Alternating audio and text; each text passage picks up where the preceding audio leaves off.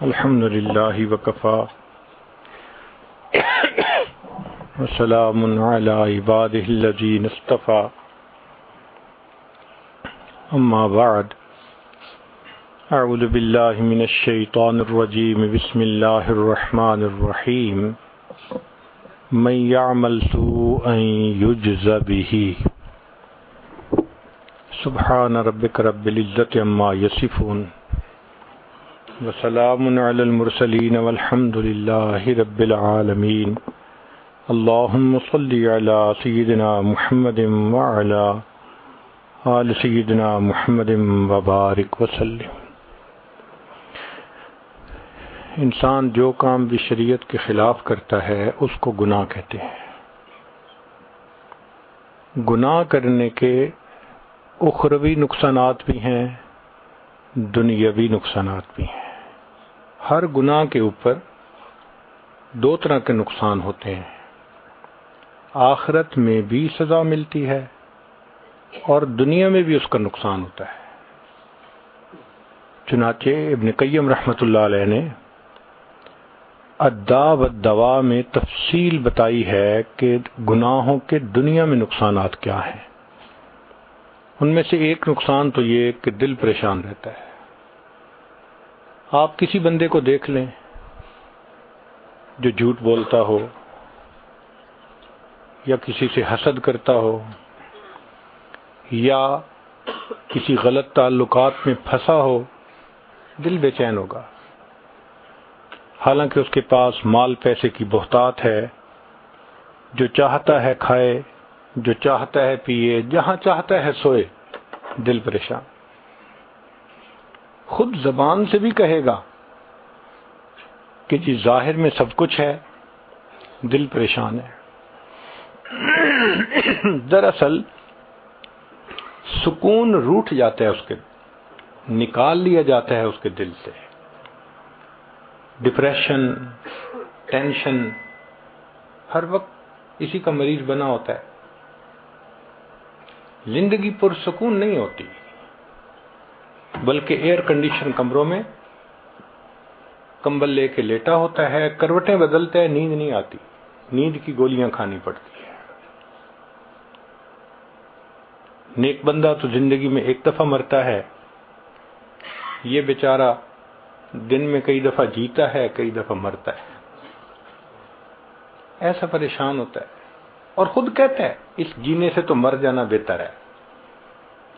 بنیادی وجہ کیا ہوتی ہے کہ گناہوں کے اثرات ہوتے ہیں۔ ایک اور وجہ گناہوں کی وجہ سے جو پیش آتی ہے کہ عبادت کی توفیق چھن جاتی ہے۔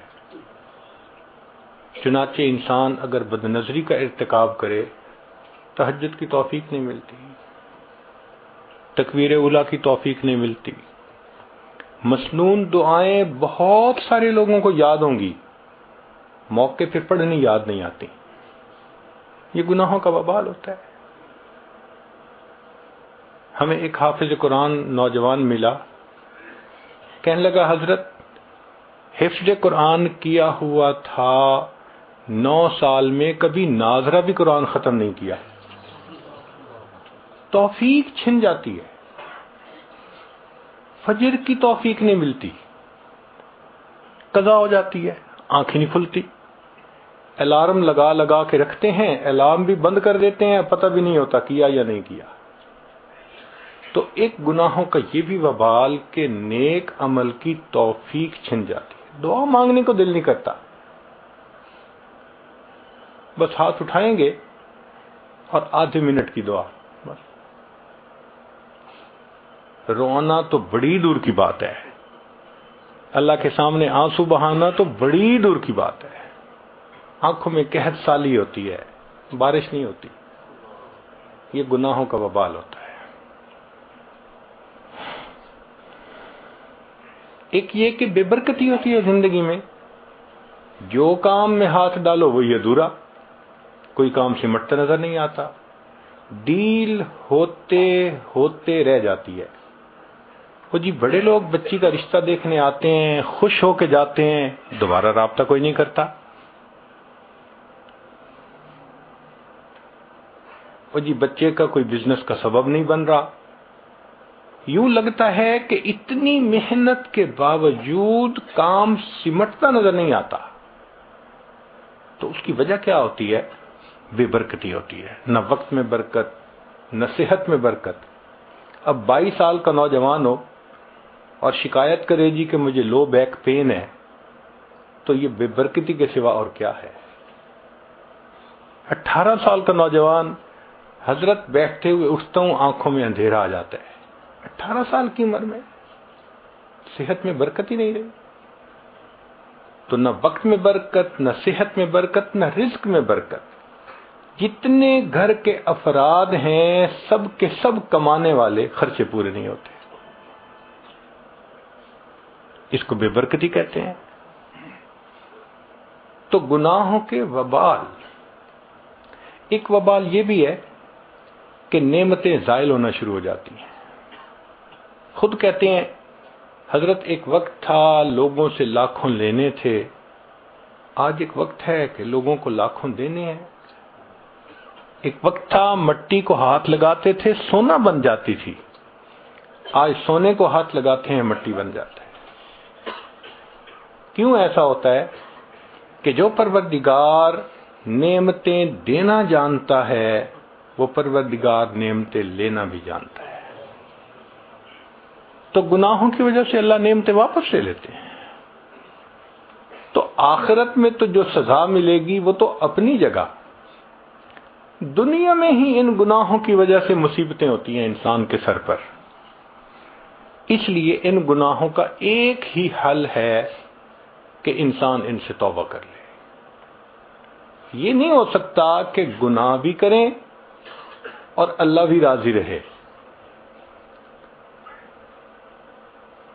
با مسلمان اللہ اللہ، با برحمن رام رام، یہ نہیں چلتا. ایک کا بن کے رہنا پڑتا ہے. گناہ کی مثال کینسر کی سی ہے. اگر جسم کے کسی حصے میں کینسر ہو، اس کا ایک ہی حل ہے کہ اس کو آپریٹ کر کے کاٹ دیا جائے. اس کے سوا دوسرا حل نہیں ہے. اگر نہیں کریں گے تو یہ کینسر پھیلے گا، موت کا سبب بن جائے گا. بالکل اسی طرح گناہ کی یہی مثال کہ اس کا ایک حل ہے کہ توبہ کر کے گناہ کو چھوڑ دیا جائے. اگر نہیں تو اس کی ظلمت ایسے پھیلے گی کہ بالآخر انسان روحانی موت مر جائے گا. گناہ کی ابتدا کچے دھاگے کی طرح کمزور ہوتی ہے. انسان ابتدا میں گناہ کو چھوڑنا چاہے تو بڑے آسانی سے چھوڑ دیتا ہے، لیکن کرتا رہے تو پھر گناہ کی عادت اتنی پختہ ہو جاتی ہے کہ جیسے جہاز کا لنگر ہوتا ہے، اینکر آف دی شپ. شپ کو اینکر سے باندھ دینا، وہ ہلنے نہیں دیتا اس کو. یہ گناہ کی عادت ایسے پختہ ہو جاتی ہے بندے کو پھر ہلنے نہیں دیتی. عطا ابن ابی رواح رحمۃ اللہ علیہ فرمایا کرتے تھے کہ اللہ رب العزت نے ایک مرتبہ مجھے الہام فرمایا، عطا میرے بندوں سے کہہ دو کہ جب تم گناہ کرنے لگتے ہو ان تمام دروازوں کو بند کر دیتے ہو جس سے مخلوق دیکھتی ہے، اس کو بند نہیں کرتے جس سے میں پروردگار دیکھتا ہوں. کیا اپنی طرف دیکھنے والوں میں سب سے کم درجے کا مجھے سمجھتے ہو؟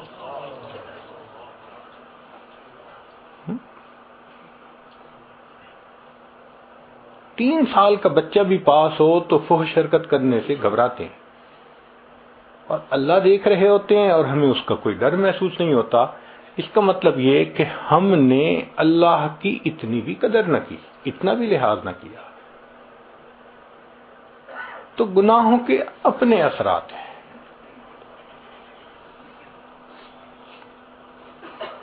ہمارے ایک بزرگ فرمایا کرتے تھے کہ جو شخص علم اور ارادے سے گناہ کرنا چھوڑ دیتا ہے، جو شخص علم اور ارادے سے گناہ کرنا چھوڑ دیتا ہے، اللہ تعالیٰ اس بندے کی دعاؤں کو رد کرنا چھوڑ دیتا ہے. پھر ایسا بندہ جب ہاتھ اٹھاتا ہے اللہ تعالیٰ اس کے ہاتھوں کی لاج رکھتے ہیں. مختلف چیزوں کی اپنی اپنی تاثیر ہوتی ہے. آگ گرم ہوتی ہے، برف ٹھنڈی ہوتی ہے، پانی گیلا کرتا ہے. اب کوئی بندہ کہے جی کہ میں پانی میں بھی رہوں گیلا بھی نہ ہوں، تو یہ کیسے ہوگا؟ آگ کے پاس بھی بیٹھوں گرمی بھی نہ آئے تو آگ کیسی؟ جی برف ہاتھ میں پکڑوں ٹھنڈی نہ لگے، بھئی برف کیسی؟ تاثیر ہے اس کی.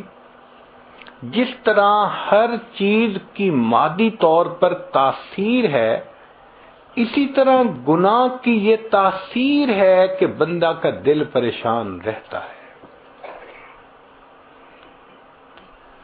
جو نوجوان اپنے آپ کو الٹے تعلقات میں پھنسا لیتے ہیں، راتوں کو نیند نہیں آتی. فیملی کے ساتھ مل کے کھانا نہیں کھائیں گے، الگ کمرے میں بیٹھے ہوں گے، کسی سے بات کرنے کو دل نہیں چاہے گا. یہ کیا ہے؟ یہ گناہوں کا وبال ہے، یہ گناہوں کی ظلمت ہے. اسی لیے اردو زبان میں ڈپریشن کے لفظ کو اسی طرح استعمال شروع کر دیا گیا. اس کا ترجمہ نہیں ہے کوئی. یہ ٹینشن کا لفظ، ڈپریشن کا لفظ، اینگزائٹی کا لفظ، یہ اردو زبان کے الفاظ نہیں ہیں. جن لوگوں نے زبان بنائی تھی، اگر اس وقت یہ کیفیتیں ہوتی تو وہ اس کا بھی کوئی نام رکھ دیتے. اس کا مطلب ہے ہمارے اکابر کی زندگیوں میں یہ کیفیتیں تھی نہیں، یہ نئے دور کی چیزیں ہیں. جب سے گناہ عام ہوئے ہیں یہ تب سے ہیں. اسی لیے دوسری زبان کے لفظ ہم نے اپنی زبان میں استعمال شروع کر دیے، اور آج کل ڈاکٹروں کے لیے بہت آسانی ہو گئی ہے. جس بیمار کی بیماری سمجھ میں نہ آئے کہتے ہیں ایکیوٹ ڈپریشن ہے. آپ کو تو بڑی ٹینشن ہے. بھئی ٹینشن دنیا میں کس کو نہیں ہے؟ جس کو دیکھو. سبحان اللہ، جس عورت کو دیکھو ماشاءاللہ tension.com اس کا نام ہوگا. تو یہ گناہوں کے اثرات ہوتے ہیں کہ ذہن پریشان ہوتا ہے، ذہن میں سکون نہیں ہوتا. عجیب بات ہے کہ زندگی کی جتنی سہولیات آج ہمیں حاصل ہیں اس سائنسی دور میں، اس سے پہلے کبھی حاصل نہیں تھی. جو مشروبات آج ملتے ہیں، جو مختلف طرح کے کھانے آج نصیب ہوتے ہیں، جیسی تیز رفتار کمفرٹیبل سواریاں آج ہمیں حاصل ہیں، یہ پہلے نہیں تھی. ہمارے اکابر تو سردی گرمی برداشت کرتے تھے، خشک روٹی کھا لیتے تھے، سالن نہیں ہوتا تھا، سفر میں مشقتیں ہوتی تھیں. ہمیں تو اللہ نے اتنی سہولتیں دی ہیں. لیکن عجیب بات کہ ان تمام سہولیات کے باوجود جتنی اللہ تعالیٰ کی شکایتیں آج ہیں اس سے پہلے نہیں تھی. جس کے دیکھو اس کی زبان پہ شکوہ. بیٹے کو نوکری نہیں ملی، بیٹی کا رشتہ نہیں آیا، فلاں کام ایسے نہیں ہوا. بھئی اللہ تعالیٰ کے شکوے ہم کیوں کرتے ہیں؟ ہم الزام ان کو دیتے تھے، قصور اپنا نکل آیا. اللہ تعالیٰ ارشاد فرماتے ہیں ما اصابکم من مصیبت فبما کسبت ایدیکم. جو مصیبت تمہیں پہنچتی ہے تمہارے ہاتھوں کی کمائی ہوتی ہے. تو اپنے گناہوں کا وبال ہوتا ہے اور شکوے اللہ کے.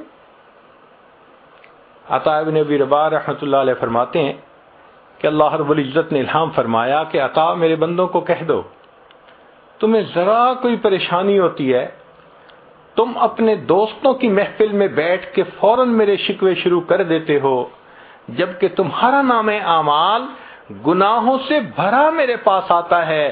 میں فرشتوں کی محفل میں تمہارے شکوے تو نہیں کیا کرتا. تو سہولیات بھی اتنی کہ کبھی اتنی نہیں تھی، اور اس پر دیکھو کہ شکوے بھی اتنے. اچھا بیماریاں بھی وہ ہیں جن کا تعلق کم کھانے سے نہیں ہے، زیادہ کھانے سے. اب بتائیں معدے کا السر کم کھانے سے تو نہیں نہ ہوتا، زیادہ کھانے سے. بلڈ پریشر زیادہ نمک کھانے سے، ہائی کولیسٹرول زیادہ چربی کھانے سے، تو بیماریاں بھی شوگر زیادہ میٹھا کھانے سے، تو بیماریاں بھی وہ ہیں جو زیادہ کھانے سے تعلق رکھتی ہیں، اور شکوے بھی اللہ تعالیٰ کے آج سب سے زیادہ ہیں۔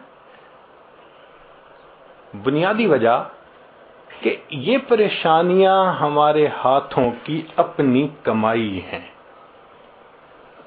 صحابہ رضی اللہ عنہم کے پاس رزق کم ہوتا تھا، مگر ان کے دلوں میں سکون تھا، زندگیوں کے اندر عبادت تھی، اللہ کی نعمتوں کا شکر تھا۔ آج رزق ہے، برکت نہیں ہے، جس کے دیکھو فکر لگی ہوتی ہے۔ صحابہ رضی اللہ عنہم کا تو یہ حال تھا کہ ایک صحابی یورینیشن کے لیے ذرا ویرانے کی طرف گئے، تو جب وہ بیٹھے تھے اپنی قضائے حاجت کے لیے، تو انہوں نے ایک چوہے کو دیکھا کہ وہ سوراخ میں سے باہر نکلا۔ جو چوہے کا سوراخ ہوتا ہے اسے بل کہتے ہیں، اس میں سے نکلا اور اس نے 1 دینار تھا وہ باہر پھینک دیا، پھر دوسرا دینار، پھر تیسرا، بل سے نکال کے لاتا تھا باہر ڈال جاتا تھا، پھر وہ بل میں گھس گیا۔ یہ صحابی جب فارغ ہو گئے، اٹھنے لگے، تو انہوں نے وہ چند درہم دینار جو بھی تھے وہ اٹھا لیے۔ صحابہ رضی اللہ عنہم کی ایک بہت خوبصورت عادت تھی کہ وہ ہر بات کو نبی علیہ السلام سے آ کر پوچھا کرتے تھے۔ تو یہ صحابی محبوب صلی اللہ علیہ وسلم کی خدمت میں حاضر ہوئے، اے اللہ کے حبیب صلی اللہ علیہ وسلم، میرے ساتھ یہ واقعہ پیش آیا، اب بتائیے کہ یہ پیسے میرے لیے استعمال کرنا جائز ہیں یا نہیں ہیں؟ تو نبی علیہ السلام نے فرمایا کہ اللہ رب العزت نے تمہارے لیے غیبی طور پر رزق کا انتظام کر دیا، تم اس کے استعمال کرو۔ اب فرق زندگیوں کا دیکھیے کہ صحابہ رضی اللہ تعالی عنہم کو بلوں سے رزق ملتا تھا، اور ہماری زندگی ایسی ہے جو سارا مہینہ کماتے ہیں، اینڈ کے اوپر وہ بلوں میں چلا جاتا ہے۔ یہ بجلی کا بل، یہ پانی کا بل، یہ انشورنس کا بل، یہ فلاں چیز کا بل، وہ بل کو دیکھ کے دل کو کچھ ہونے لگ جاتا ہے۔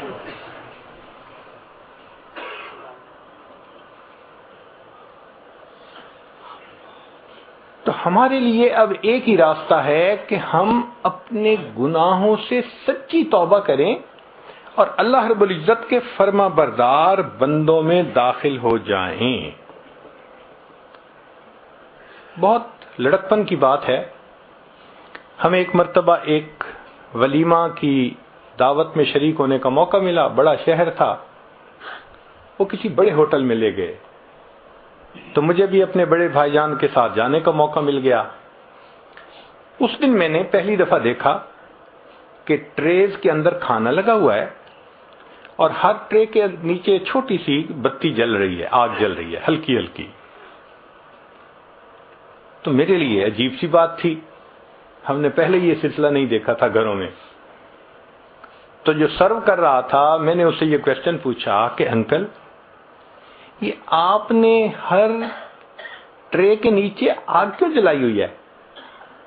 اس نے کہا بھائی کھانا کھانے میں 1 گھنٹہ 2 گھنٹے لگ سکتے ہیں مجمع کو، تو ہم نے آگ جلائی ہوئی ہے تاکہ اتنی دیر یہ کھانا مستقل گرم رہے، وارم رہے۔ وہ تو بچپن کی بات تھی، ختم ہو گئی۔ آج جب یہ عاجز گناہ کے بارے میں سوچتا ہے نا، تو بالکل وہی مثال سامنے آتا ہے کہ جو انسان گناہ کرتا ہے، اللہ تعالیٰ اس کی زندگی میں ایک آگ، ایک بتی جلا دیتے ہیں، وہ وارم ہی رہتا ہے بیچارہ، کبھی ادھر سے ٹینشن، کبھی ادھر سے پریشانی، کبھی ادھر کی پریشانی۔ اللہ تعالیٰ بھی اس کو سکون نہیں لینے دیتے۔ جب تک گناہ سے توبہ نہیں کرے گا، یہ آگ جلتی رہے گی، اس کے لیے پریشانی کا سبب بنتی رہے گی۔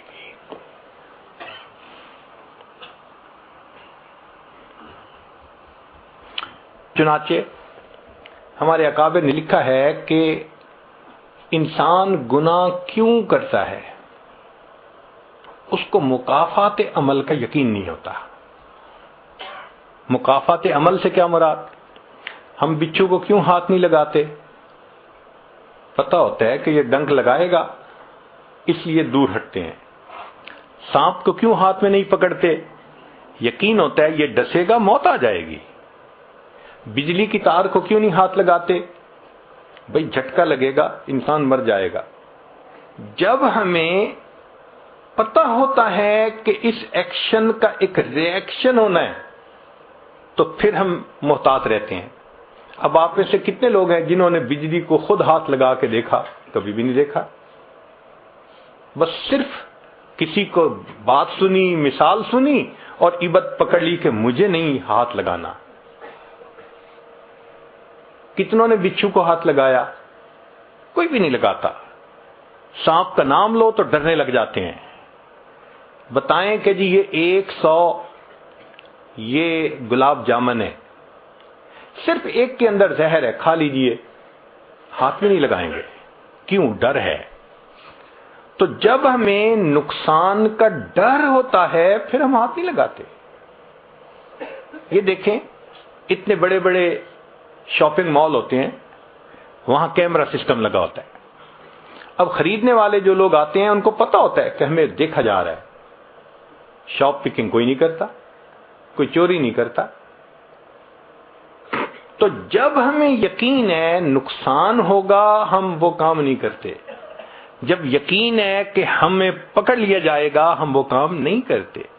جب یہ یقین ذہن سے نکل جاتا ہے کہ اللہ ہمیں دیکھ رہا ہے، جب یقین ذہن سے نکل جاتا ہے کہ گناہ کا وبال آئے گا، پھر ہم بے دڑ ہو کر کے گناہ کر رہے ہوتے، احساس ہی نہیں ہوتا.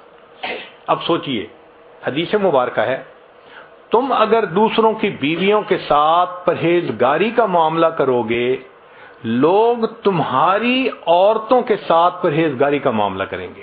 حدیث مبارکہ ہے. امام شافعی رحمۃ اللہ علیہ فرماتے تھے کہ زنا ایک ایسا گناہ ہے جو دین ہوتا ہے، جو قرض ہوتا ہے بندے کے اوپر. چنانچہ اگر کسی نوجوان نے گناہ کیا تو یہ نہیں کہ گناہ کر لیا، اب اس گناہ کو چکانا ہے اس کے گھر کی کسی عورت نے، یا بیوی چکائے گی، یا بہن چکائے گی، یا بیٹی چکائے گی. علماء نے لکھا ہے کہ اس بندے کی گھر کی عورت کے ساتھ ضرور زنا کیا جائے گا، اور نہیں تو گھر کی دیواروں سے زنا کیا جائے گا. ہم کیا سمجھتے ہیں کہ ہم ہی دوسروں کی شکلیں دیکھ رہے ہوتے ہیں، ہمارے گھر کی عورتوں کی طرف دوسروں کی نظریں نہیں اٹھ سکتی. یہ اللہ کا بنا ہوا ایک نظام ہے. اب اگر یہ مکافات عمل کا یقین دل میں ہو تو پھر بندہ اللہ سے ڈرے گا. یہ یقین کمزور ہو گیا، احساس نہیں ہوتا کہ اس ایکشن کا ریئیکشن ہو کے رہنا ہے. دیکھیں اللہ تعالیٰ وہ ذات ہے، قرآن مجید میں فرمایا فَمَن يَعْمَلْ مِثْقَالَ ذَرَّةٍ خَيْرًا يَرَهُ، ذرہ کے برابر بھی نیکی کا عمل ہوگا اس کا بھی بدلہ دیں گے. ذرہ کے برابر گناہ کا کام ہوگا اس کا بھی ہم بدلہ دے کے رہیں گے. تو جہاں ایکوریسی لیول اتنا ہے کہ ذرہ جیسی نیکی بھی آنکھوں سے اوجھل نہیں ہو سکتی، ہم گناہ کر کے کیسے اس کے وبال سے بچ سکتے ہیں؟ اس یقین کو دل میں بٹھانے کی ضرورت ہے. صحابہ رضی اللہ عنہم کے دل میں یہ یقین بیٹھ گیا تھا. اسی لیے اندھیری رات ہے، قدرتاً ایک عورت، اس کے ہاتھ پر کسی مرد کا ہاتھ پڑا اس کے جسم پر. تو جب مرد نے اندھیری رات میں عورت کے جسم پر ہاتھ رکھا تو وہ عورت فوراً بولی، ڈر اس پروردگار سے جو اندھیرے میں اسی طرح دیکھتا ہے جس طرح وہ اجالے میں دیکھا کرتا ہے. یقین بنا تھا. کیا ایمان کا لیول ہے؟ اندھیرا ہے، کوئی قریب نہیں، کسی کو پتہ نہیں کیا ہو رہا ہے. عورت فوراً جواب دیتی ہے، ڈر اس پروردگار سے جو اندھیرے میں اسی طرح دیکھتا ہے جس طرح وہ اجالے میں دیکھتا ہے. تو یہ مکافات عمل کا یقین نہیں ہوتا کہ ہم جو کر رہے ہیں اس کا وبال لوٹ کے آنا ہے. نیکی کریں گے تو رحمتیں برسیں گی، اگر گناہ کریں گے تو لعنتیں برسیں گی. چنانچہ علماء نے لکھا ہے کہ ہر گناہ کا رد عمل ہوتا ہے مگر 3 انداز سے ہوتا ہے. سب سے پہلا اس کو نکیر کہتے ہیں. نکیر کا کیا مطلب؟ نقد سزا. بندے نے گناہ کیا، نقد سزا مل گئی. ایسا ہی ہے کہ غلطی کی، ایک تھپڑ پڑ گیا تو بندہ ذرا بچتا ہے، پھر اس کو نکیر کہتے ہیں. فوراً اس کا اثر سامنے آتا ہے. چنانچہ ایک زمیندار کا واقعہ سنیے کہ جس کی اتنی زمینیں تھیں کہ اس کی زمین میں کئی ریلوے اسٹیشن بنے ہوئے تھے. ریل چلتی تھی، ایک اسٹیشن پہ آتی تھی، پھر دوسرے ریلوے اسٹیشن پہ، پھر تیسرے پہ، اور یہ سب ریلوے اسٹیشن اس کی اپنی زمین میں تھے. ایک دن اپنے دوستوں کے ساتھ شہر کے چوک میں کھڑا گفتگو کر رہا ہے تو دوست نے کہا کہ آج کل بس تنگی ہے مال کی اور میں بہت پریشان ہوں. تو اس نے تکبر سے ایک بات کی کہ یار تم پریشان رہتے ہو کہ آئے گا کہاں پہ، اور میری یہ حالت ہے کہ میں پریشان رہتا ہوں، لگاؤں گا کہاں پہ. تکبر، عجب. اور میری تو 40 نسلوں کو بھی پرواہ نہیں ہے. جب اس نے یہ تکبر کے الفاظ بولے، اللہ نے اس کو اپنی پکڑ میں لے لیا. ہوا کیا؟ اب بزنس پہ نقصان سے نقصان، نقصان پہ نقصان، پیسے جانے شروع ہو گئے. ساتھ بیمار ہو گیا، اور بیمار ہونے کے بعد 6 مہینے کے اندر یہ دنیا سے رخصت ہو گیا. اس کا ایک ہی بیٹا تھا، 17-18 سال اس کی عمر تھی لڑکے کی. ساری دولت، ساری زمین اس کے وراثت میں آ گئی. اب جب مال بھی ہو اور جوانی بھی ہو تو پھر اس قسم کے لوگ بھی قریب ہو جاتے ہیں جو شراب اور شباب والے ہوں. چنانچہ اس کو انہوں نے برے رستے پہ ڈال دیا. اب یہ کبھی اس کے ساتھ رات گزار رہا ہے، کبھی اس کے ساتھ رات گزار رہا ہے. کسی نے اس کو اور بڑے شہر میں پہنچا دیا، پینے پلانے کی بھی عادت ڈال دی. اب بینک کا جتنا پیسہ تھا وہ لٹنے لگ گیا. کسی نے اسے کہا یہاں کیا دیکھو گے، ذرا باہر نکل کے دنیا دیکھو. تو اس نے اس کو کسی باہر کے ملک کا راستہ دکھا دیا کہ وہاں کے نائٹ کلب میں کیا ہوتا ہے. اب وہاں جا کے یہ پیسے لٹانے لگ گیا. 1-2 سال کی بات ہے، سب بینک اکاؤنٹ زیرو، اور بیماریوں کا بھی مریض ہو گیا. جب روز عیاشی کرنی ہے اور متعدد بار کرنی ہے تو نتیجہ کیا ہوگا؟ بیماریاں. نوجوان بچہ ہے مگر بیمار. اب زمینیں بچ گئیں، یہ کیا کرتا؟ زمین کا ٹکڑا بیچتا، جو پیسے ملتے پھر باہر کا ٹرپ لگاتا، پھر آ کے زمین کا اگلا ٹکڑا بیچتا. کچھ چند سالوں کے بعد ایک ایسا وقت بھی آیا، اس کی ساری زمینیں بک گئیں، ایک مکان رہ گیا تھا. پھر یہ اپنے نشے سے نہیں رہ سکتا تھا، پیسے کی ضرورت تھی. ایک وقت آیا اس نے اپنا ذاتی مکان بھی بیچ دیا. مال بھی ختم، جائیداد بھی ختم، ذاتی مکان بھی بک گیا. اب رہنے کی بھی جگہ نہیں تھی. چنانچہ ایک وہ وقت بھی آیا جس شہر کے چوک میں کھڑے ہو کر اس کے باپ نے تکبر کا بول بولا تھا، میری 40 نسلوں کو بھی پرواہ نہیں، اسی چوک میں کھڑا ہو کر اس کا بیٹا لوگوں سے بھیک مانگا کرتا تھا. اللہ نے دکھا دیا، میں دینا جانتا ہوں، میں لینا بھی جانتا ہوں. تمہارا بیٹا یہیں کھڑے ہو کر لوگوں سے بھیک مانگا کرے گا. اس کو نکیر کہتے ہیں، نقد سزا. یہ سزا کی پہلی قسم ہے. ایک ہوتا ہے تاخیر، کہ نقد سزا تو نہیں ملتی مگر مہلت مل جاتی ہے. توبہ کرنے کے لیے. اگر توبہ نہ کرے تو پھر کچھ وقت کے بعد پھر سزا ملتی ہے. تلبیس ابلیس میں ابن جوزی رحمۃ اللہ علیہ نے واقعہ لکھا ہے کہ ایک نوجوان تھا، حافظ قرآن تھا، اس نے شہوت کی نظر کسی غیر پر ڈالی اور اس کا نتیجہ کیا نکلا کہ 20 سال کے بعد قرآن مجید اس کے سینے سے نکال دیا گیا، بھول گیا قرآن پاک. یہ تاخیر ہوتی ہے کہ سزا تو ملتی ہے مگر ڈیلے ٹائم کے ساتھ ملتی ہے. چند دن لگیں، چند مہینے لگیں، چند سال لگیں، مگر سزا ملتی ہے. اس کو تاخیر کہتے ہیں. چنانچہ ہم اپنے بچپن میں اپنے محلے میں ایک بوڑھی عورت کو دیکھا کرتے تھے.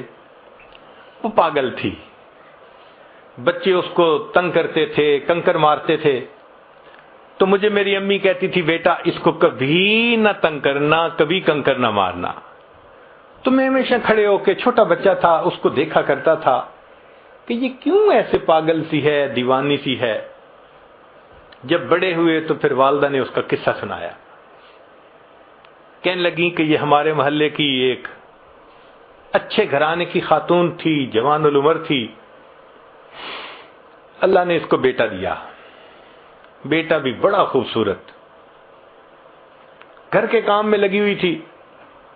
اب بچہ اپنی ماں سے بہت اٹیچڈ تھا. کچھ بچے ہوتے ہیں نا، گود کا چسکا ہوتا ہے کہ ہر وقت ماں ہی گود میں اٹھائے رکھے. وہ بھی اسی قسم کا بچہ تھا.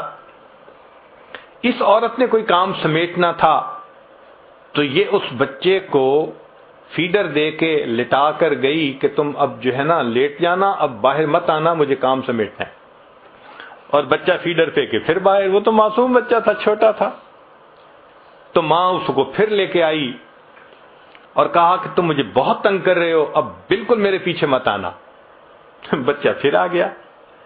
اب اس کو غصہ آ گیا اور غصہ کنٹرول نہ ہوا تو یہ بچے پہ برسنے لگی. اس کو بہت سخت سست کہا، میں تجھے سلا کے آئی تھی، کیوں میرے پیچھے آ گیا، تنگ کرتا ہے مجھے، سویا سو ہی جاتا تو اچھا تھا. جب اس نے یہ الفاظ کہہ دیے نا کہ تو سویا سو ہی جاتا تو اچھا تھا، اللہ کی پکڑ آ گئی. مگر اللہ نے اس وقت اس کے بیٹے کو موت نہیں دی. دعا قبول کر لی کہ یہ بد دعا تمہاری زبان سے نکلی نا بیٹے کے بارے میں، غصے میں آ کے، اس کو تو ہم قبول کر لیتے ہیں، ابھی اس کو موت نہیں دیتے. اب وہ بچہ بڑا ہوا، لکھا پڑھا، وہ اسکول کا سب سے انٹیلیجنٹ بچہ، وہ کالج میں اسکالرشپ پانے والا بچہ. جب وہ فائنل ماسٹر ڈگری کر کے آیا تو اس نے بزنس شروع کیا. اتنا اچھا بزنس چلا اس کا کہ پورے شہر کے لوگ اس بچے کی مثالیں دیتے تھے کہ دیکھو اتنے اچھے اخلاق والا، تحمل مزاجی والا، خوش مزاج، اچھے بچہ، اتنا اچھا اس کا بزنس ہے. لوگ اس کی شکل دیکھتے تھے، تمنا کرتے تھے کہ میری بیٹی کا رشتہ اس سے ہو جائے، بہن کا رشتہ اس سے ہو جائے. وہ ایسا نوجوان بچہ تھا. لوگ اپنے بیٹوں کو مثالیں دیتے تھے، بیٹا ایسا بننا. لو جی، بالکل جب جوانی کا وقت تھا، اب ماں نے اس کے لیے اپنے ہی رشتہ داروں میں کوئی بہت خوبصورت بچی حور پری ڈھونڈی. پھر اس کے لیے بڑی تیاریاں، پیسے کی کمی نہیں تھی. جب سب چیزوں کی تیاری ہو گئی اور شادی میں ابھی صرف 3 دن تھے، اللہ کی شان کہ بچہ اپنے ہی گھر میں چل رہا تھا، فرش دھویا تھا اور ابھی گیلا تھا، پاؤں جو پھسلا، یہ نوجوان سر کے بل گرا اور اس کی موت آ گئی. اللہ نے پھل کو پکنے دیا. جب پھل پک کے تیار ہو گیا تب اللہ نے پھل کاٹا. اب تجھے سمجھ لگے گی کہ تو نے میری کس نعمت کی ناقدری کی تھی. ماں کے ذہن پہ اتنا صدمہ اس کی موت کا ہوا کہ وہ ذہنی توازن کھو بیٹھی. وہ گلیوں کے اندر بس تن کے چنا کرتی تھی. تو کبھی نقد سزا ملتی ہے، نکیر، اور کبھی اس میں تاخیر ہو جاتی ہے. آج بہنیں چھوٹی چھوٹی بات پہ بھائیوں کو بد دعائیں دے دیتی ہیں. اور پھر بڑے ہو کے انہی کے لیے پھر بیٹھی رو رہی ہوتی ہیں، حضرت میرے بھائی کے لیے دعا کریں وہ نیک بن جائے، میرے بھائی کے لیے دعا کریں اس کی شادی کی زندگی میں مشکلات ہیں۔ بھائی کیوں بد دعا دی تھی؟ تو گناہوں کی سزا کی دوسری قسم تاخیر کہلاتی ہے۔ اور ایک اور بھی صورت کہ گناہ تو کیے جوانی میں، اللہ نے بڑھاپے میں بیوی کو نافرمان بنا دیا۔ یا اللہ، جتنی یہ اذیت ہوتی ہے نا کہ جوان اولاد ہو جائے اور وہ ماں کے ساتھ ہو، اور ماں اور اولاد سب ایک طرف اور اکیلا بوڑھا ایک طرف، اور وہ سب نافرمان ہو اس کے، جتنا بڑھاپا ذلیل خوار ہوتا ہے نا وہ بوڑھا بتا بھی نہیں سکتا۔ تو بڑھاپے میں اللہ تعالیٰ نافرمان بنا دیتے ہیں اولاد کو، بیوی کو، یہ تاخیر کہلاتی ہے۔ ایک تیسری چیز ہوتی ہے، اس کو کہتے ہیں خفیہ تدبیر۔ یہ سزا ملنے کی تیسری قسم ہے کہ اللہ ایسی طرح سے سزا دیتے ہیں نظر بھی نہیں آتی اور وہ سزا مل رہی ہوتی ہے۔ مثال کے طور پہ بچی کا رشتہ طے ہی نہ ہونا کہیں، اب انسان سوچتا پھرتا ہے کسی نے رشتہ باندھ دیا، کون باندھ سکتا ہے؟ اللہ تعالیٰ کوئی کام کرنا چاہے تو مخلوق روک سکتی ہے؟ کوئی نہیں روک سکتا۔ تو ایسی طرح سے سزا ملتی ہے کہ بندہ اس کو فیل بھی نہیں کرتا کہ میرے گناہوں کا وبال ہے۔ چنانچہ بنی اسرائیل کے ایک عالم تھے، وہ کسی گناہ میں ملوث ہو گئے، چونکہ عالم تھے، پتہ تو ان کو تھا کہ گناہ کا وبال ہونا ہے، تو گناہ بھی کرتے تھے ڈرتے بھی تھے، گناہ بھی کرتے تھے ڈرتے بھی تھے، واچفل بھی رہتے تھے کہ پتہ نہیں گناہ کی وجہ سے میرے اوپر کیا کوئی مصیبت آ جائے، مگر نفس سے مجبور تھے، گناہ بھی کرتے تھے اور پریشان بھی رہتے تھے۔ 1 سال گزر گیا۔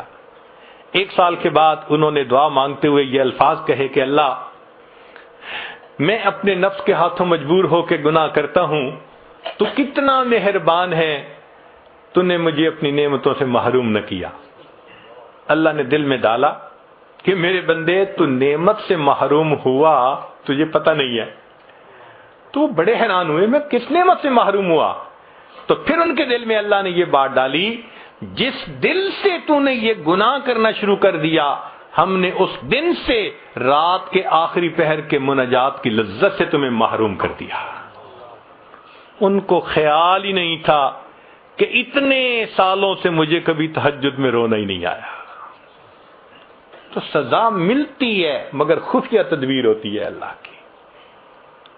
ہر گناہ کی سزا ان 3 میں سے کسی نہ کسی صورت میں ضرور ملتی ہے، یا تو نکیر ہوگی، یا پھر تاخیر ہوگی، یا پھر خفیہ تدبیر ہوگی، بچ نہیں سکتے۔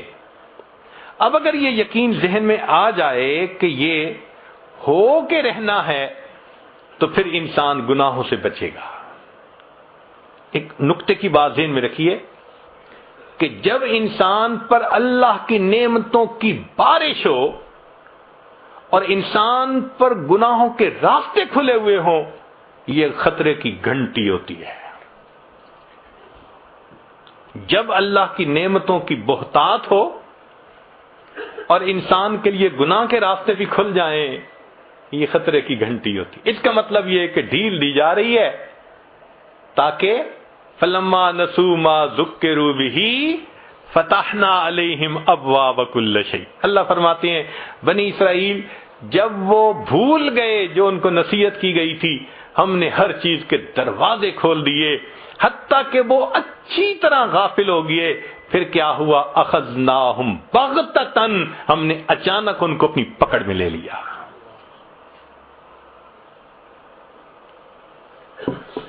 ہمارے اکابر نے لکھا ہے کہ انسان اپنے دل کو دیکھے تو خود ججمنٹ کر سکتا ہے کہ دل منور ہے یا دل سیاہ ہے۔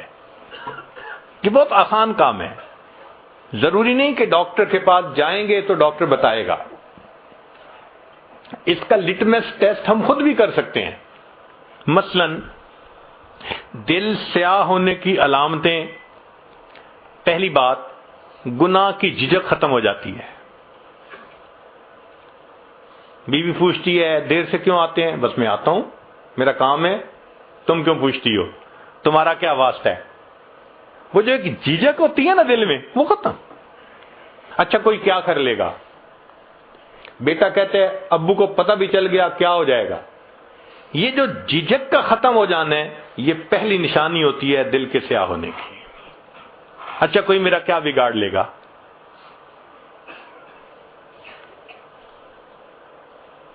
پہلے سکرین پہ کوئی ایسی شکل دیکھنے کے ڈرتا تھا، اور اب فیس بک کے اوپر تعلقات بنائے ہوئے ہیں اور ڈر بھی نہیں ہے کسی کا، اکاؤنٹ بھی کھولا ہوا ہے. تو جھجک کا ختم ہو جانا یہ پہلی نشانی ہے کہ انسان کا دل سیاہ ہو چکا. دوسری بات نیکی کا بوجھل محسوس ہونا. نماز کو دل نہیں کرتا، مسجد آنے کو دل نہیں کرتا، نیک لوگوں سے ملنے کو دل نہیں کرتا، کسی بیان میں آنے کو دل نہیں کرتا، اللہ کے راستے میں نکلنے کو دل نہیں کرتا، تلاوت کو دل نہیں کرتا. یہ نیکی کا بوجھل محسوس ہونا یہ گناہ دل کے سیاہ ہونے کی دوسری علامت ہوتی ہے. اور تیسری بات کہ اگر کوئی سمجھائے تو سمجھانے والا بڑا برا لگتا ہے. میں اسے سمجھوں ہوں دشمن جو مجھے سمجھائے ہے. کہتے مجھے سمجھاتے کیوں ہیں؟ ماں باپ کیوں سمجھاتے ہیں؟ خاوند کہتے ہیں بیوی کیوں مجھے ہر وقت یہ باتیں کرتی رہتی ہے؟ بیوی کہتی ہے خاوند مجھے کیوں سمجھاتا ہے؟ بھئی جو سمجھا رہا ہے وہ تو خیر خواہ ہے، مگر دل جب سیاہ ہوتا ہے تو خیر خواہ بدخواہ نظر آ رہا ہوتا ہے. تو یہ تین علامات ہیں دل کے سیاہ ہونے کی، اور تین ہی علامات ہیں دل کے منور ہونے کی. پہلی علامت چہرے پہ نور ہونا. جو نیکی کرے گا اللہ تعالیٰ اس کی نیکی کا نور اس کے چہرے پہ سجا دیں گے. چہرے کو دیکھ کے سکون ہوتا ہے، چہرے کو دیکھ کے اللہ یاد آتا ہے. یہ اللہ والوں کے چہرے اس بات کی علامت ہوتے ہیں. فرمایا میرے بندے جتنا چاہے چھپ کر میری عبادت کر، میں تیری عبادت کے نور کو تیرے چہرے پہ سجا دوں گا. یہ اللہ نے میک اپ کر دیا ہوتا ہے ان کا. آپ کبھی کمپیئر کریں نا اللہ والوں کے چہروں کو اور دوسری طرف جو سٹار کہلاتے ہیں، ادھر ادھر سکرینوں پہ تماشے کرتے ہیں، ناچتے پھرتے ہیں، ان کے چہرے پہ دیکھیں کہ کتنی ظلمت ہوتی ہے، اور ان اللہ والوں کے چہروں کے سکون کو بھی ذرا دیکھا کریں، فرق واضح نظر آتا ہے. چہرے پہ نور ہونا، اور دوسری بات ان کے دل میں سرور ہوتا ہے. جو حالات بھی ہوں، پریشانی کے ہیں، مشکل کے ہیں، دل پرسکون ہوتا ہے، دل میں سرور ہوتا ہے. جائیے کس واسطے اے درد میں خانے کے بیچ، جائیے کس واسطے اے درد میں خانے کے بیچ، کچھ عجب مستی ہے اپنے دل کے پیمانے کے بیچ. دل میں ایک مستی ہوتی ہے، دل میں ایک لذت ہوتی ہے، سکون ہوتا ہے دل میں. تو چہرے پہ نور ہونا، دل میں سرور ہونا، اور تیسری بات کاموں میں اللہ کی مدد ہونا. جو کام کرنا ہوتا ہے اللہ کڑیاں جوڑتے ہیں.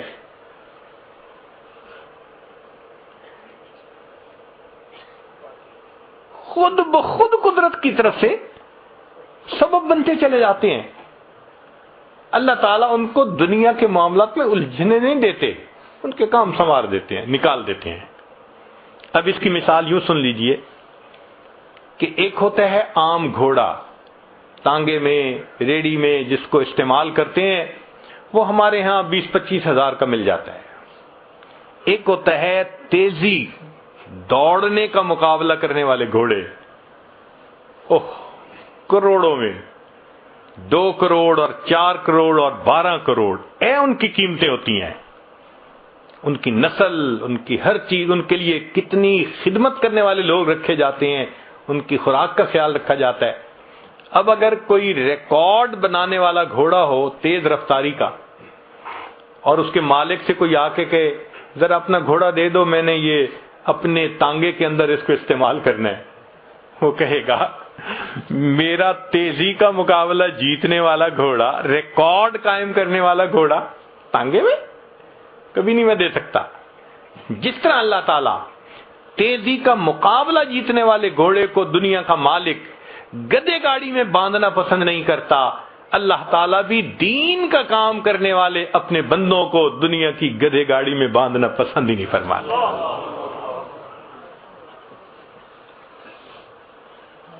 پھر کوئی دنیا کے معاملات ہوتے ہیں، اللہ سمیٹ دیتے ہیں، اللہ سمیٹ دیتے ہیں، یہ تو میرا بھاگنے والا گھوڑا ہے، یہ تو میرا دین کا کام کرنے والا، یہ تو نیکی عبادت کرنے والا میرا بندہ ہے، کیوں اس کو میں دنیا کے معاملات میں الجھاؤں؟ تو اللہ تعالیٰ اس کو محفوظ فرما لیتے ہیں۔ تو اس لیے ہمیں چاہیے کہ ہم گناہوں کو چھوڑ کر نیکوکاری کی زندگی کو اپنائیں۔ ایک گناہوں کا وبال اور ہے جس کو فضیل بن عیاض رحمت اللہ علیہ نے لکھا ہے۔ وہ فرماتے ہیں کہ مجھ سے جب کوئی گناہ سرزد ہوا میں نے دیکھا کہ اس کی وجہ سے یا تو میری بیوی نے میری نافرمانی کی، یا میری اولاد نے نافرمانی کی، یا میرے ماتحت نوکر چاکر تھے انہوں نے نافرمانی کی، یا پھر میرے سواری کے جانور نے میری نافرمانی کی۔ اس کا مطلب یہ کہ جو اللہ کی نافرمانی کرتا ہے یہ نافرمانی اس کے اپنے ماتحتوں میں ریفلیکٹ ہو کر رہتی ہے۔ اب ہم کیوں شکوے کرتے ہیں جی بیوی بات نہیں سنتی، اور جی بیوی آرگومنٹس کرتی ہے، اور جی بیٹا افلاطون بن گیا ہے سنتا ہی نہیں، بیٹی بات نہیں سنتی۔ بھائی ہم اس کی نہیں سنتے، یہ ہماری نہیں سنتے، عدلے کا بدلہ، جیسی کرنی ویسی بھرنی، نہ مانے تو کر کے دیکھ۔ تو یہ مکافات عمل ہے۔ جو اللہ کی نافرمانی کرے گا اللہ تعالیٰ اس کے ماتحتوں کو اس کا نافرمان بنا کر دکھائیں گے۔ اس لیے حضرت مفتی محمد شفیع رحمۃ اللہ علیہ نے ایک جگہ لکھا ہے کہ تم جتنا چاہو گناہ کر لو، اگر تمہاری اسی زندگی کو اللہ نے جہنم کی طرح نہ بنا دیا تو پھر دیکھ لینا۔ تو واقعی گناہ انسان بھلے کرتا پھرے، سکون تو اس کے پاس نہیں ہوتا۔ چنانچہ ایک جگہ فرماتے ہیں کہ گناہوں کا نتیجہ بالآخر ندامت ہوتی ہے، گناہوں کا نتیجہ بالآخر ندامت ہوتی ہے۔ اور ایک جگہ پر حضرت مفتی محمد شفیع رحمۃ اللہ علیہ نے خوبصورت بات لکھی ہے۔ وہ فرماتے ہیں کہ گناہ کے نتیجے میں بندے کو آگ میں جلنا ہی پڑتا ہے، گناہ کے نتیجے میں بندے کو آگ میں جلنا ہی پڑتا ہے۔ دو صورتیں ہیں، یا تو اسی دنیا میں ندامت کی آگ میں جلے، بھئی یہ ریپینٹ کرنا یہ بھی تو ایک آگ ہے نا جو اندر لگی ہوتی ہے، یا تو اسی دنیا میں ندامت کی آگ میں جلے اور توبہ کر لے تو گناہ کو معاف کر دیا جائے گا، اور اگر نہیں کرے گا تو پھر اس گناہ کے بدلے جہنم کی آگ میں تو جلنا ہی پڑ جائے گا۔ تو یا تو شرمندگی کی آگ ہے یا پھر جہنم کی آگ ہے، گناہ کا نتیجہ ایک ہی ہے۔ اور سچی بات یہ ہے قیامت کے دن کی شرمندگی بہت بڑی اور بہت بری ہوگی۔ ساری مخلوق تو دو بندوں کے سامنے کی ذلت برداشت نہیں نہ کر سکتے، قیامت کے دن ساری مخلوق کے سامنے کی ذلت کیسے برداشت کر سکیں گے؟ علامہ اقبال کے کچھ اشعار حضرت مولانا محمد الیاس رحمت اللہ علیہ جو بانی تبلیغی جماعت ہیں ان کو بہت اچھے لگتے تھے، اور شعر بھی واقعی عجیب کہے ہیں اس نے، بلکہ وہ تو فرمایا کرتے تھے کہ میں گمان کرتا ہوں ان اشعار کی وجہ سے اللہ نے اس کی بخشش فرما دی ہوگی۔ اشعار ہیں کہ اس نے لکھا، اے اللہ تو غنی از ہر دو عالم من فقیر، اے اللہ آپ دو عالم سے غنی ہیں اور میں فقیر ہوں. تو غنی از ہر دو عالم من فقیر، روز محشر عذرہائے من پذیر. اے اللہ قیامت کے دن میرے عذروں کو قبول کر لیجئے گا. گر تمہیں بینی حسابم ناگزیر، اور اگر آپ فیصلہ کر لیں کہ میرا حساب لازمن لینا ہے، از نگاہ مصطفیٰ پنہا بگیر، اللہ پھر مصطفیٰ کریم کی نگاہوں سے اوجھل میرا حساب لینا، مجھے اپنے آقا کے سامنے بڑی شرمندگی ہوگی. واقعی بات ٹھیک ہے. اگر قیامت کے دن اللہ رب العزت نے ہمیں یہ چوائس دے دیا، میرے بندے یا تو یہ راستہ چن لے کہ ہم تیرے گناہ تیرے سب رشتہ داروں کے سامنے ابھی ظاہر کرتے ہیں، تیری زندگی کی ویڈیو ماں کو کہیں گے تیری اولاد کو دکھاتے ہیں، بیوی کو کہیں گے تیرے خاوند کو دکھاتے ہیں، استاد کو کہیں گے تیرے شاگردوں کو دکھاتے ہیں، اور بیٹی کو کہیں گے تیری زندگی کی ویڈیو تیرے باپ کو دکھاتے ہیں، یا پھر خود جہنم میں چلی جا. میرا خیال ہے ہم کہیں گے اللہ ہم خود جہنم میں چلے جاتے ہیں، زندگی کی ویڈیو نہ دکھانا.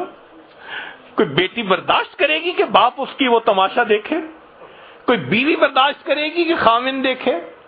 ماں برداشت کرے گی کہ اولاد اس کا وہ تماشا دیکھے؟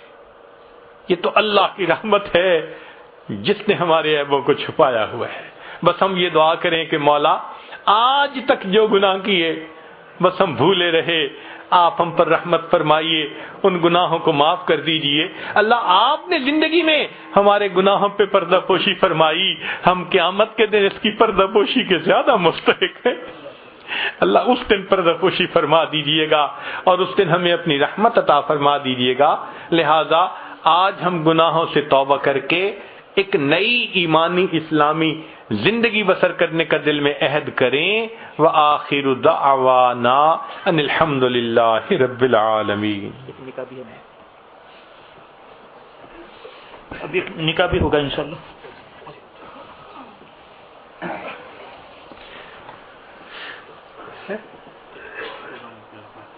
جی فرما رہے ہیں کہ پہلے توبہ کے کلمات کچھ نوجوان پڑھنا چاہتے ہیں، اس کے بعد پھر نکاح انشاءاللہ اس کی پڑھا دیں گے.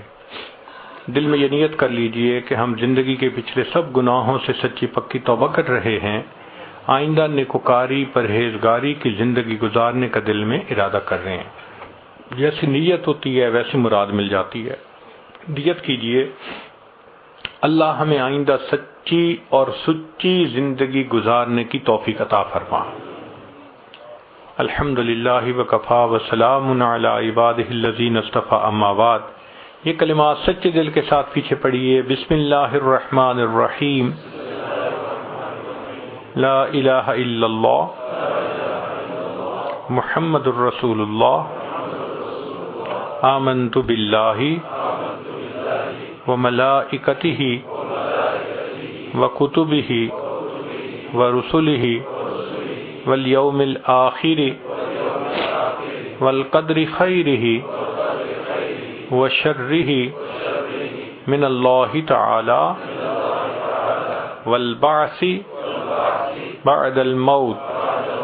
آمنت باللہ کما ہوا باسمائہ وصفاتہ وقبلت جمیع احکامہ اقرار باللسان وتصدیق بالقلب. اشہد ان لا الہ الا اللہ واشہد ان محمدا عبدہ ورسولہ. استغفر اللہ ربی من کل ذنب واتوب الیہ برحمتک یا ارحم الراحمین. چند معمولات ہیں، اگر ان کو آپ باقاعدگی سے کریں گے تو اللہ تعالیٰ دل کو منور کریں گے. ان میں سے پہلا ہے 100 مرتبہ استغفار پڑھنا. استغفر اللہ ربی من کل ذنب واتوب الیہ، 100 مرتبہ درود شریف پڑھنا، اللہم صلی علی سیدنا محمد وعلی آل سیدنا محمد وبارک وسلم۔ تیسرا ہے قرآن مجید کی تلاوت کرنا، ایک پارہ روزانہ ہو تو بہت اچھا، مشکل ہو تو آدھا پارہ صحیح، جو حفاظ ہیں وہ اپنی منزل کے حساب سے پڑھیں۔ چوتھا ہے چلتے پھرتے لیٹے بیٹھے ہر وقت دل میں اللہ کا دھیان رکھنا، دست وقار دل بیار، ہاتھ کام کاج میں مشغول اور دل اللہ تعالیٰ کی یاد میں مشغول۔ اور پانچویں چیز ہے ذکر قلبی یعنی مراقبہ۔ مراقبے کا طریقہ یہ ہے کہ ساری دنیا کے خیالات سے ہٹ کٹ کے اللہ کی یاد میں ڈوب جائیں اور یہ سوچیں کہ اللہ رب العزت کی رحمت آ رہی ہے، دل میں سما رہی ہے، دل کی ظلمت اور سیاہی دور ہو رہی ہے، اور میرا دل اللہ اللہ اللہ یہ میرا دل کہہ رہا ہے۔ انشاءاللہ 15 منٹ آدھا گھنٹہ اس پر بیٹھنے کی عادت بنائیں گے تو دل کی کیفیات روزانہ چارج ہوتی رہیں گی اور اللہ کی محبت میں آپ ایک اضافہ محسوس کریں گے، گناہوں سے بچنا آسان ہوگا، اس کے اثرات آپ خود اپنی آنکھوں سے دیکھیں گے۔